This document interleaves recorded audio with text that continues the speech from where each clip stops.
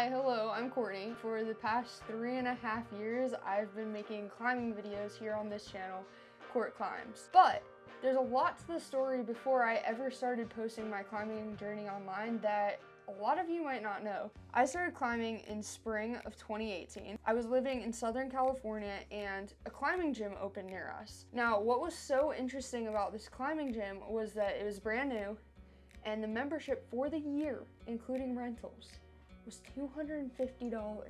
Shout out to Hangar 18 High Desert. And I remember thinking at the time when my husband Jed was like, we should go check out this climbing thing. I did a little bit of climbing when I was a kid. It's really fun.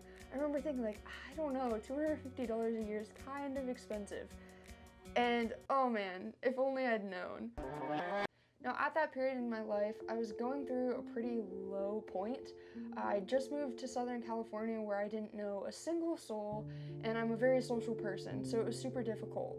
To make matters worse, Jed's job was 12-hour-long night shifts, so while he slept during the day, I was awake, and I just felt really alone. I also was unemployed because I had just moved to that area and was still kind of job searching, so climbing gave me a sense of purpose and just allowed me to be around people. Even if I wasn't necessarily talking to them, I could still exist in a space around people that I was somewhat comfortable in. Now, Hangar 18 is primarily a bouldering gym, so I did a lot of bouldering. There were a few top ropes and a few auto belays, but I believe the walls were only like 25 feet, so I really didn't do much rope climbing. At the beginning, I was just primarily bouldering. I remember struggling so hard up this V0. It was this pink overhung V0. I don't know why it stands out so much, but I remember when I finally sent that route, I was so proud of myself. Going along with the theme of pink routes, there was also a 510B that I remember I had sent, and I was just feeling on top of the world. I felt like I could do anything. Now, when I say 10B, you'll notice that the grades at Hangar 18 High Desert, where I started climbing, were insanely soft compared to the places that I've climbed at in the Midwest, like Midwest climbing gyms. For example, I remember really vividly there was a black V5 that I was like one move away from sending at Hangar 18. 3 months into my climbing journey, and even now, 7 years in, I can sometimes do indoor V5 boulder problems. So yeah, I would love to go back to Hangar 18 High Desert and see what the grading feels like now. So some other notable things from Hangar 18, there was this guy named Martin, and he was one of the managers at the gym. And like I said, I was trying to find a job, and I thought, oh, it'd be really cool to work at the climbing gym. Martin loved yo-yos. And so I thought like, oh, maybe if I buy a yo-yo and connect with him over yo-yos, it will build up a relationship that when there's an open position at the gym, he would potentially consider me. So I went out and I bought a yo-yo, and I talked to him about yo-yos a little bit. He actually gave me like a better string than the default string that most yo-yos come with. And long story short, I was not very good at yo-yoing, and I never got a job at the climbing gym. The other thing that I remember is that there was this girl, and I cannot for the life of me remember her name, but she was one of the stronger climbers in the gym. And she talked about this place called the Red River Gorge in Kentucky. She was originally from Maine. She was saying that she would make this 13-hour drive to go climb at the Red River Gorge in Kentucky. And to baby climber me, I was just like, I couldn't fathom that. Like, how would you drive 13 hours to go to a climbing place? And it sounded just like this mythical place, and I never in my life thought that I would go see this place that she was talking about. And so that leads us to, in February of 2019, we moved to Ohio for Jed's job. And so we went to a new gym. So on the rocks, our new gym had much taller walls that you could top rope and had lead climbing walls. It had a bigger bouldering area, and in general, it was just a lot bigger of a space, still relatively small for the gyms that I've seen across the US, but much bigger than what Hangar 18 High Desert was. And so I feel like it opened up this whole new possibility of what climbing could be. This story is so funny to me. So in March 2019, we'd been in Sandusky for about a month. I believe we were still living out of a hotel at this point, trying to find an apartment. We decided that we were going to go to this place that everyone was talking about called Whip's Ledges, and try outdoor climbing for our first time. Whips Ledges is a top rope only crag, and you have to set anchors, so you're largely using webbing that you're tying to trees or other like more permanent fixtures at the top of this crag. We didn't have webbing, so Jed decided that it would be fine if we just use this really strong cordelette type material to create these anchors. I'm just trusting him. I trust Jed on a lot of things. He's a very trustworthy guy, but I absolutely can say this is not the move. Looking back, I'm just like, wow, we're so lucky that that held us and held our weight when we were climbing. For some unknown reason, we decided that the thing that we had to do was camp. 2 people in a Prius with climbing gear at a rest stop near Cleveland, an hour away from our home. Like, it was March in Ohio. In 40-degree weather, we were gonna wake up and go climbing. Not only did we get told by the police that it was illegal to camp at a rest stop, and we had to figure out that situation with no permanent address or license plate that existed in the state of Ohio, but we also had to be freezing cold, figure out how to set up these top rope anchors, and overall, I just remember thinking to myself, I don't like outdoor climbing. I hate outdoor climbing. This is the worst. But yeah, I swore off outdoor climbing. I was like, never again. Fast forward to summer 2019. Jed says to me, I want to learn how to lead climb. Let's learn. And I not only had that terrible experience with outdoor top roping, I was like, leading's so dangerous. I have no desire in lead climbing. Like, I really don't want to do this. And he said, okay, that's fine. That's totally fine. I don't want to push you to do anything that you're not comfortable doing or you're not stoked on. But can you at least learn to lead belay so that I can try it? And of course, I was supportive of that. I was like, sure, I'll learn how to lead belay. We went out once outside, and he tried to teach me how to lead belay because he knew previously. I'm just the world's least mechanical person, if we're being honest. Like in high school, we took this aptitude test, and it basically assessed your proficiency in things compared to other people. And I somehow was more mechanically inclined than 20% of people that took this test. And that's actually alarming to me. But anyways, I was struggling with learning how to lead belay outdoors, so we decided to do what any sane person would do, what we should have done in the first place, and take a lead climbing class. They taught us all the things that you need to know about how to lead climb and how, more importantly, not to lead climb. We practiced taking some falls. I laughed a lot because when I get nervous about feeling incompetent, I laugh a ton. Laughed my way through the lead class and eventually felt like somewhat of a competent lead climber. Now, one note I will mention is that before we took the lead class, we had been kind of sort of top roping outdoors here and there, but we'd also been doing it on an ATC, and Jed is way heavier than me. I remember just like constantly having a device that the locking feature was fully dependent on me, and it was not auto-locking like a gree-gree is. Although you still have to keep your hand on the rope with a gree-gree, 100% definitely. I can tell you that if you're looking to make the switch from an ATC to a gree-gree and you think there's not that big of a difference, in my personal experience, I 100% recommend a gree-gree. I know there are a lot of personal opinions on what the best belay device is out there, so I'm definitely not gonna like open that can of worms, but I'm just telling you, in my experience from an ATC to a gree-gree, the difference was night and day, and it, in my opinion, it was worth the extra money for sure. So after we took the lead climbing class, this kind of opened up a new world for us. We spent a lot of time exploring local crags in Ohio, but then in the fall of 2019, we took the first trip to the Red River Gorge. Now, the Red River Gorge was almost 6 hours from our house in Sandusky, Ohio, but that did not deter us at all. Almost every weekend, we would pack up all of our things into our adventure Prius and head down that way to go climb for the weekend. That continued all the way through 2019 and even through 2020. We just wanted to be outside and climbing as much as we possibly could. We also continued to explore a lot of the local crags around Ohio. A lot of people give Ohio crap for not having good climbing. I think that is totally fair, but I also will say that I love that I learned how to climb outside in Ohio because it truly made me appreciative of any type of crag that I got to experience. In September 2020, we happened to take a trip to go visit one of our good college friends that we hadn't seen in a while in Wisconsin, and there was this place called Jumping Hole. And we went, and there was deep water soloing, so we grabbed our shoes, and it was my first deep water soloing experience. That was really fun. And deep water soloing is still something that I haven't done nearly as much as I'd like to get into. In October 2020, I started Court Climbs.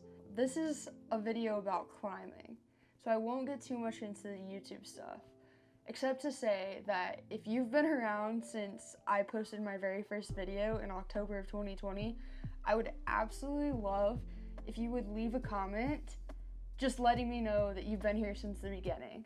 The quick tip that I will give for anyone looking to start their own YouTube channel, or maybe you just started one, is make use of whatever free time that you do have to create. It is very likely that you actually do have free time.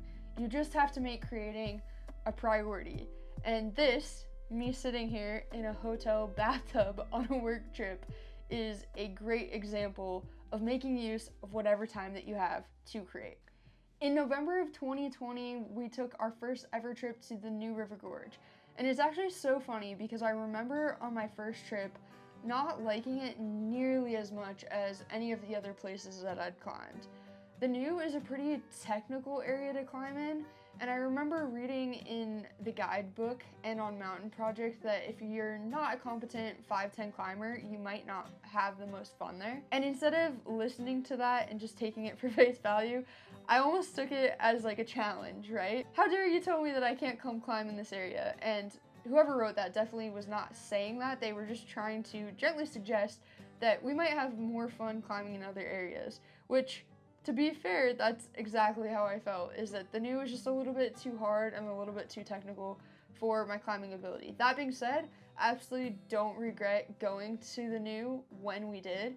I think that going there teaches you a ton of soft skills about outdoor climbing that you might not get to learn otherwise if you don't go to those areas that are maybe a little bit harder to access, or maybe the crags are a little bit more spread out. Flashing forward to now in 2024, I absolutely love the New, but we'll get into that a little bit later. In December 2020, we bought crash pads. Now, Jed and I were kind of hesitant to go outdoor bouldering because the falls just seemed kind of sketchy to us. There was a lot more accessibility to outdoor bouldering close to home than there was to rope climbing, so we decided to give it a shot, and we started exploring the local bouldering areas near Sandusky. And looking back, I think that this was a really smart move. I definitely don't regret getting crash pads, and I definitely appreciate that now, 4 years later, if I don't feel like rope climbing or if I don't have a partner, I can just take my crash pads out and go for a little session by myself. I think that getting into outdoor bouldering is a really great way to ease yourself into the outdoor side of climbing as well. In 2021, we spent our time once again at the Red River Gorge, but also exploring this new sport of outdoor bouldering. We also took our first ever trip to climb in South Dakota and did our first ever multi-pitch sport climb, which was terrifying because it was also our first time climbing on granite, which, if you've never climbed on granite before, you're essentially just friction climbing, and I think that that is one of the most scared times I've been in my life, on like a 20-foot run-out sport climb on a type of rock that I just absolutely was not used to climbing. It's these little granules that you're trusting your feet to, and I would say your hands to as well, but like, it's so small, you literally can't grab onto it, you're just leaning and hoping. All that being said, we had a ton of fun climbing in the Needles in South Dakota, and I really, really want to go back. It also just kind of opened up this thing in my head like, oh, sport climbing can be so much more than single pitch routes. Like, multi-pitch sport climbing exists, and we can go do these fun, more adventurous type styles of climbing. In 2022, we spent a lot of time just going to familiar crags with our Ohio climbing friends, And also, oddly enough, just going to a lot of Ohio climbing gyms. We just got on this kick of going to visit a new gym more often than not, and it was really fun to get to explore all the different gyms in Ohio and like the surrounding state. In 2022, I also got my first ever V4 at On the Rocks, the local gym that I was going to in Elyria, Ohio, and On the Rocks has notoriously sandbagged grading. So I was really, really happy to get my first ever V4. In September 2022, we said a very bittersweet goodbye to Ohio and the climbing community and this beautiful little dream life that we'd created. I took a position with a running company and we moved to Pittsburgh. I was really nervous that I wouldn't find a group of climbers that I fit into nearly as well as the friends that we'd made back in Ohio, but that could not be farther from the case. We were blessed with 4 incredible gyms in the Pittsburgh area, as well as one of the most supportive groups of climbers that you can imagine.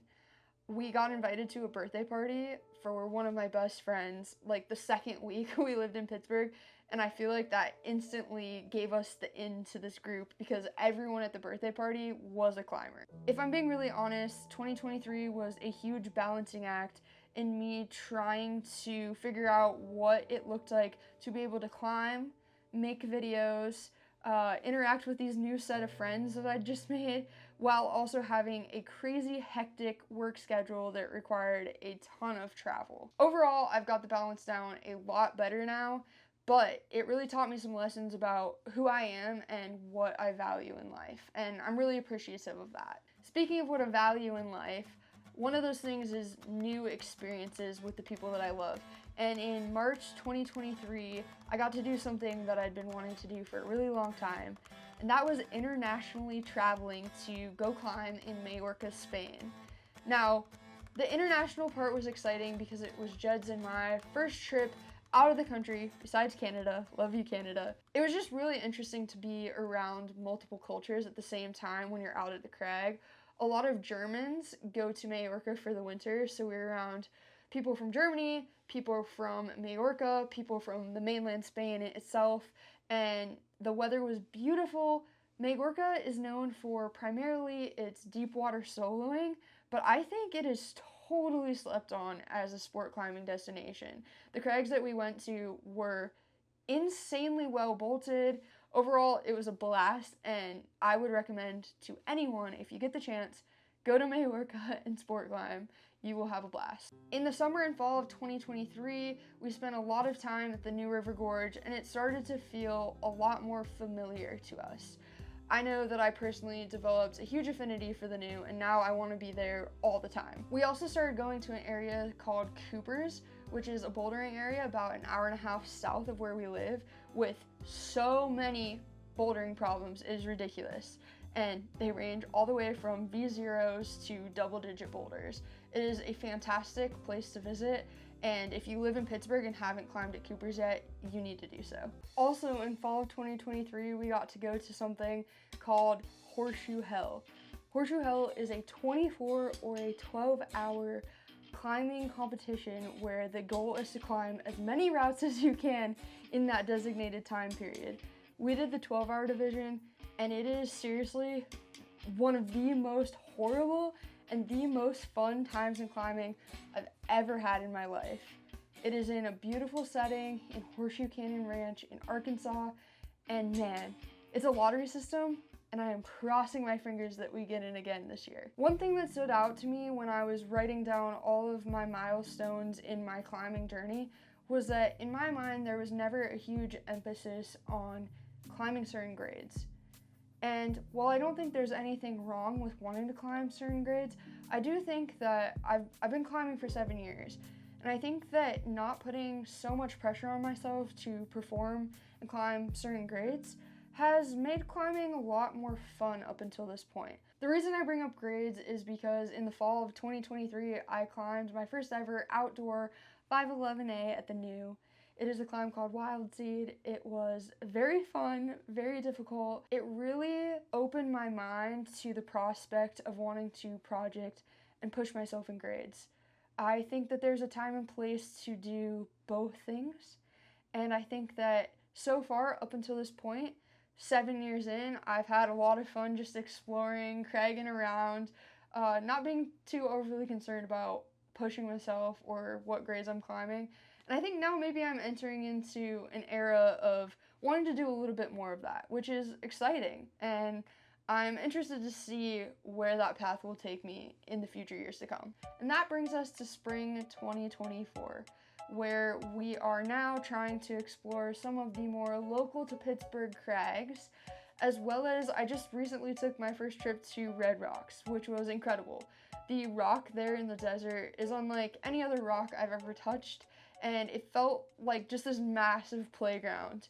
I also have like a love for the desert because I grew up there briefly as a kid, and like I said, that's where I started my climbing journey in 2018.